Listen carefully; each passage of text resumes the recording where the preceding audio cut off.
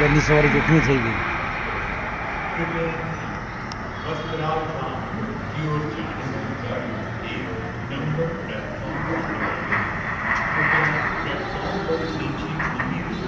पूरा ही गया होंगे. आज इस नजारे ने पूरे देश को हिला दिया जब एक बोइंग 787 ड्रीम लाइनर जो कि अहमदाबाद से लंदन जा रहा था, वो टेक ऑफ के 1 मिनट से भी कम समय में इस तरह से दुर्घटनाग्रस्त हो जाता है. आखिर ये दुर्घटना क्यों हुई? लोग हैरत में हैं. 242 लोग इसमें सवार थे, जिसमें करीब 53 ब्रितानी नागरिक भी. अहमदाबाद से लंदन के गैटविक एयरपोर्ट जा रहा यह विमान 1 मिनट से भी कम समय में भी क्रैश हो जाता है. आज कई सवाल हमारे सामने हैं. इस दुर्घटना के बारे में आप सब जान गए होंगे दोस्तों, मगर सबसे पहले इसको लेकर जो तस्वीरें मिल रही हैं वो मैं आप तक पहुंचाना चाहूंगा. मगर सबसे पहले मैं आपसे माफी मांगना चाहूंगा क्योंकि कुछ तस्वीरें आपको विचलित कर सकती हैं. मगर मेरा वादा है कि इस कार्यक्रम में मैं आपको किसी लाश की तस्वीर नहीं दिखाने वाला हूं. कोई भी ऐसी तस्वीर नहीं दिखाऊंगा जिससे आपका मन व्यथित हो सकता है. मगर जिस तरह से दुर्घटना हुई दोस्तों, उसने हम सबके होश उड़ा दिए. यह प्लेन टेक ऑफ करता है और टेक ऑफ के तुरंत बाद क्रैश हो जाता है. और क्रैश कहां होता है? मेघानी इलाके में, एक ऐसी बिल्डिंग में जहां डॉक्टर्स रह रहे थे. सही सुना आपने दोस्तों, डॉक्टर्स रह रहे थे. और जब प्लेन क्रैश हुआ उस वक्त वो डॉक्टर्स मेस में थे, खाना खा रहे थे. तभी वो प्लेन आकर उस पर गिरा. लोगों के होश उड़ गए हैं. तस्वीरें जो सामने उभर कर आ रही हैं वो हतप्रभ करती हैं, होश उड़ा देती हैं कि किस तरह से लाशों की हालत है जो क्षत विक्षत हालत में है. जो लाशों की हालत थी वो बहुत ही खराब हालत में थी क्योंकि अधिकतर लाशें बुरी तरह से जल गई हैं.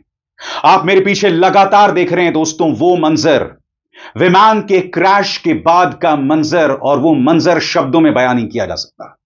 शब्दों में बयान नहीं किया जा सकता. मैं आपको बतलाना चाहूंगा दोस्तों कि इस विमान को 2 पायलट चला रहे थे.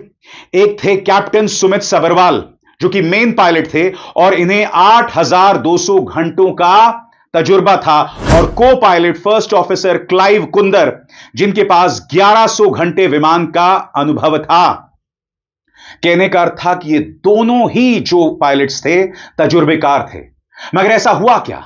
आखिरी लम्हों में आखिर उस इंजन में ऐसी खराबी क्या आई? क्योंकि मीडिया रिपोर्ट्स के मुताबिक उन्होंने मे डे का संदेश भी दिया था. सरल शब्दों में कहा जाए, अंदर कोई बहुत गंभीर समस्या हो गई थी जिसके चलते उन्होंने मदद की गुहार लगाई, यानी मे डे की गुहार लगाई. क्या थी वो तकनीकी खराबी?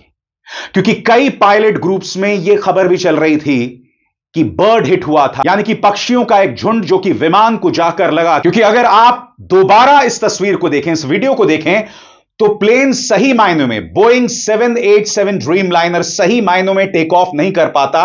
और जैसा कि आप देख सकते हैं उसकी नाक हमेशा ऊंची है, यानी कि जो नोज ऑफ द प्लेन है वो हमेशा ऊपर है. और फिर उसी अंदाज में वो क्रैश कर जाता है. आखिर ऐसा हुआ क्यों? क्यों उन्होंने मे डे का संदेश दिया? ये तमाम तथ्य हैं जिनसे हम ध्यान नहीं हटा सकते. और साथ ही कुछ सवाल सामने. जब से टाटा ने टेक ओवर किया है एयर इंडिया को, लगातार कई शिकायतें सामने आई हैं. हम उसकी भी चर्चा करेंगे दोस्तों. हम यह भी चर्चा करेंगे कि एयर इंडिया के विमानों में इतनी समस्याएं लगातार क्यों पेश आती रही हैं, उसकी भी हम चर्चा करेंगे. मगर सबसे पहले एक एक करके आपके सामने वो तस्वीर आर्टिफिशियल इंटेलिजेंस के जरिए मैंने जनरेट की है. यह तस्वीर जिसमें हमने दिखाया है उन 2 पायलट्स को, क्या मंजर रहा होगा ठीक क्रैश से पहले. और इस बारे में क्या जानकारी मिल रही है आपके स्क्रीन पर. कैप्टन सुमित सबरवाल थे मेन पायलट जिनके पास 8200 घंटों का अनुभव था. Copilot first officer Clive Kunder 1100 घंटे का अनुभव. 1:39 अहमदाबाद के रनवे 23 से उड़ान भरी. पायलट ने इमरजेंसी मे डे का ऐलान किया. एटीसी तक आवाज पहुंची लेकिन दोबारा फिर पायलट से संपर्क नहीं हो पाया. इस विमान में गुजरात के पूर्व मुख्यमंत्री विजय रूपाणी भी सवार थे और जैसा कि आप देख सकते हैं यह उनका बोर्डिंग पास था. और जैसे ही दुर्घटना होती है एयर इंडिया अपनी तरफ से हेल्पलाइन शुरू करता है दोस्तों. और जैसा कि देख सकते हैं यह वो हेल्पलाइन है जो उन्होंने जारी की है 1800 569 1444. आइए सुनते हैं जैसी ये दुर्घटना होती है वहां मौजूद पुलिस ने क्या कहा। तो जो पता चला है वो ये है कि एयर इंडिया की जो लंदन जाने वाली फ्लाइट थी वो टेक ऑफ के बाद यहाँ पे क्रैश हो गई है, जिसमें प्रिलिमिनरी हमें पता चला है कि 223 जितने पैसेंजर थे। यहाँ पे जिस बिल्डिंग के ऊपर गिरी है वो डॉक्टर्स का हॉस्टल है। इंसिडेंट बनने के विदिन 2-3 मिनट्स में पुलिस, बाकी सभी बॉडियाँ, सिविल एडमिनिस्ट्रेशन, कॉर्पोरेशन वगैरह सभी लोग आ गए थे। फायर फाइटर वगैरह स्थल पे हाजिर है। लोगों को बचाने की और रेस्क्यू करने की कार्रवाई जारी है। ऑलमोस्ट 70 से 80% एरिया हमने क्लीन कर लिया, बाकी आने समय में हम लोग क्लियर कर लेंगे। मैं सभी मीडिया के मित्रों से रिक्वेस्ट करता हूं, सभी हमसे सहयोग करें। जितनी पुलिस और उसके अलावा जितनी भी agency, army, BSF, CISF, corporation, collector office के सभी स्टाफ सभी यहाँ काम में लगे हुए हैं। प्लीज हमसे सहयोग करिए। नजारा बहुत खौफनाक था दोस्तों, और जैसे कि आप इस तस्वीर में देख सकते हैं यह है उस बिल्डिंग पर क्रैश का नजारा। और आप देख सकते हैं प्लेन का एक हिस्सा, बोइंग 787 ड्रीम लाइनर का वो हिस्सा जो है वो बाकायदा बिल्डिंग पर दिखाई दे रहा है, जो अपने आप में निहायत ही खौफनाक मंजर है। खौफनाक मंजर है दोस्तों अपने आप में, जिससे आप अंदाजा लगा सकते हैं कि हालात कितने खराब होंगे। और इस वीडियो में आप देख सकते हैं कि किस तरह से आग बुझाने की कोशिश की जा रही है, क्योंकि ये जो बोइंग 787 ड्रीम लाइनर था ना दोस्तों, इसमें फ्यूल पूरी तरह से भरा हुआ था, पूरी तरह से फ्यूल भरा हुआ था दोस्तों। और जैसे ही ये क्रैश करता है मेघानी में, इस डॉक्टर्स बिल्डिंग पर जहां कई डॉक्टर्स रह रहे थे, तो वहां का तापमान बहुत ज्यादा बढ़ जाता है, क्योंकि जैसे मैंने बताया प्लेन के अंदर पूरा फ्यूल था। धमाका होता है, बुरी तरह से धमाका होता है, और तापमान बहुत ज्यादा बढ़ जाता है, बहुत ज्यादा बढ़ जाता है। और जो तमाम लाशें वहां से निकाली जा रही हैं बुरी तरह से जली हुई हैं, 100% बर्न्स के साथ, जिससे पता चल रहा है कि बचने का कोई भी रास्ता नहीं रहा होगा। मगर इस तरह की तस्वीरें सामने उभर कर आ रही हैं जिसमें लोगों को स्ट्रेचर्स में लाया जा रहा है। अब ये लोग कौन है, क्या वो बिल्डिंग में थे, क्या वो नीचे थे? क्योंकि जैसे मैंने बताया धमाका इतना बड़ा था, इतना बड़ा धमाका था कि जो आसपास लोग थे, जो सड़क पर लोग थे, वो भी चोटिल हुए। मगर विमान के अंदर जो लोग सवार थे उनकी क्या हालत हुई होगी एक ऐसे प्लेन के क्रैश होने के बाद। एक ऐसा प्लेन जो फुल्ली फ्यूल्ड था, इसका आप और हम अंदाजा भी नहीं लगा सकते। मैं अब आपको भावना की आवाज सुनाना चाहता हूं, भावना जिसकी बहन उस प्लेन में सवार थी। सुनिए वो क्या कह रही है। भावना बहन, आपके कौन आ रहे थे और कौन सी फ्लाइट में आ रहे थे, और अभी क्या सिचुएशन लग रही है आपको? हमारी बहन जा रही थी लंदन। 1 बजे जा रही थी फ्लाइट। 1:10 की फ्लाइट थी और जा रही थी लंदन। लंदन जाने से पहले ही क्रैश हो गया प्लेन। दोस्तों इसके अलावा एयर इंडिया ने बाकायदा पूरी लिस्ट जारी कर दी है, उन 242 पैसेंजर्स की लिस्ट। ये वो तमाम लोग हैं जो कि बोइंग 787 विमान में शामिल थे, सवार थे। और सबसे बड़ी बात, एक बोइंग 787 ड्रीम लाइनर का इस तरह का क्रैश पहली बार हुआ है। सही सुना आपने दोस्तों, पहली बार हुआ है। मैं आपको बतलाना चाहता हूं एविएशन जर्नलिस्ट, नागरिक उड्डयन पत्रकार जॉश कैहल क्या कह रहे हैं। Breaking, an Air India 787 Dreamliner with 242 passengers on board bound for London crashed shortly after takeoff. This would be first ever crash of a Boeing 787 Dreamliner.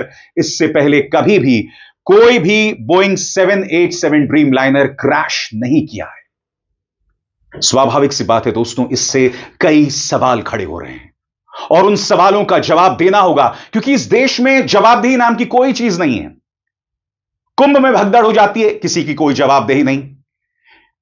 एक रेलवे एक्सीडेंट हो जाता है, कोई जवाबदेही नहीं। लगातार इस तरह की बातें आती हैं। आज कई सवालों के जवाब देने होंगे सरकार को भी, टाटा को भी, जिसने एयर इंडिया का टेक ओवर कर लिया था। और मैं आपको बतलाना चाहता हूं दोस्तों, जब से टाटा ने टेक ओवर किया था एयर इंडिया का, यह उम्मीद की जा रही थी कि उसके हालात सुधरेंगे, मगर सुधरने की बजाय कई शिकायतें सामने उभर कर आईं। और मैं आपके सामने सिलसिलेवार तरीके से वो तमाम मुद्दे रखना चाहता हूं जब से टाटा ने टेक ओवर किया, किस तरह की शिकायतें सामने उभर कर आईं, क्योंकि इन सवालों के जवाब देना बहुत जरूरी है। नंबर 1, टाटा के टेक ओवर के बाद एयर इंडिया में कई तकनीकी समस्याओं की शिकायतें सामने आई हैं। वो कौन कौन सी समस्याएं, एक एक करके आपके स्क्रीन पर। पुराने और खराब हो चुके विमानों का इस्तेमाल। एयर इंडिया के बेड़े में कई विमान पुराने हैं जिनमें तकनीकी खराबियों और बार बार मेंटेनेंस की जरूरत पड़ती है। पुराने विमान क्यों?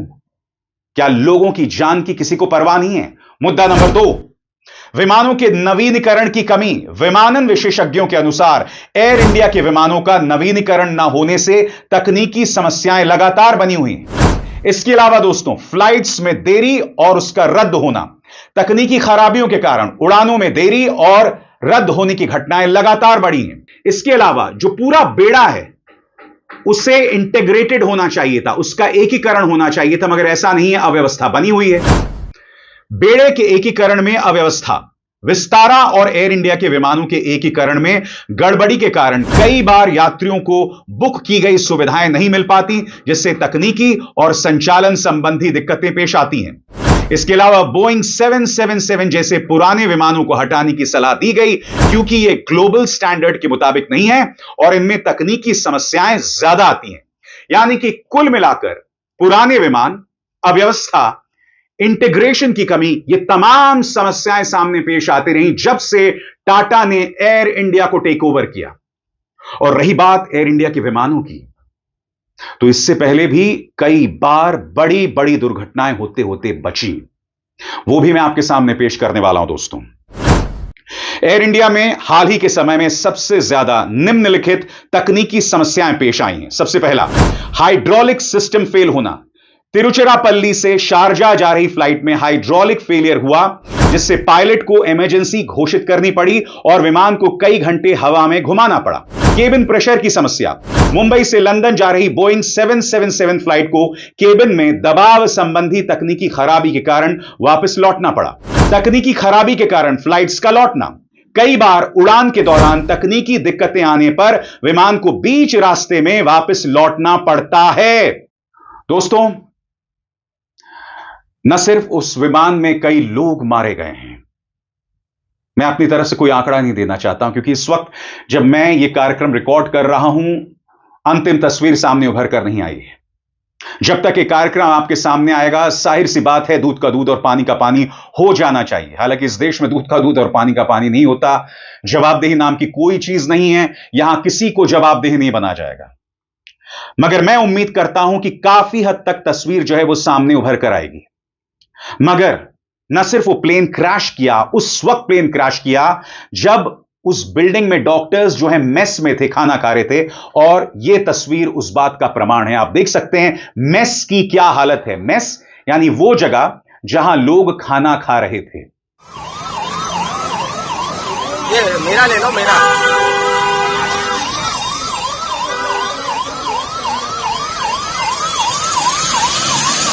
वो नेटवर्क का प्रॉब्लम है, मैं जा रहा हूँ, ये इसके मैं हो गई, ये मैं जा रहा हूँ। चलो मैं सर बाद में फोन करता हूँ, मैं अभी ये थोड़ा भागता हूँ।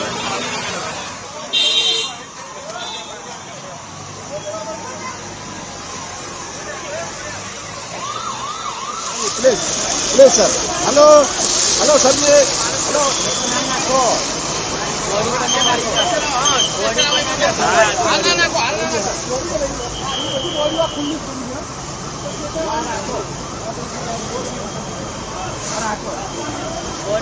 ये बॉक्स तो नहीं, बॉडी पर रखता है।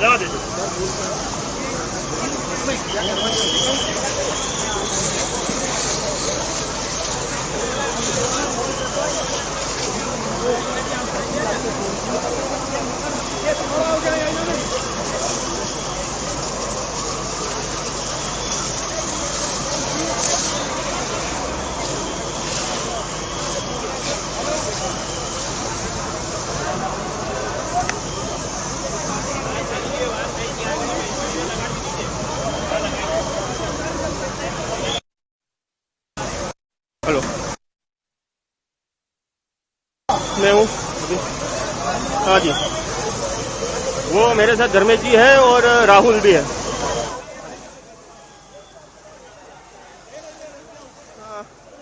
रिव्यू है, एक मिनट, मैंने कनेक्ट करके तो रखा है सर जी। धर्मेश जी ने सर्वर दिया था। नहीं, एक मिनट रुकिए, मैं करता हूँ, आपको फोन करता हूँ। हाँ बस वही है मेरे पास अभी। दूसरा धर्मेश जी है, धर्मेश जी को फोन कर दीजिए एक बार। धर्मेश, अब मैं आपको एक मां की आवाज सुनाना चाहता हूं। वो मां कह रही है कि मेरा बेटा उसी वक्त खाना खा रहा था।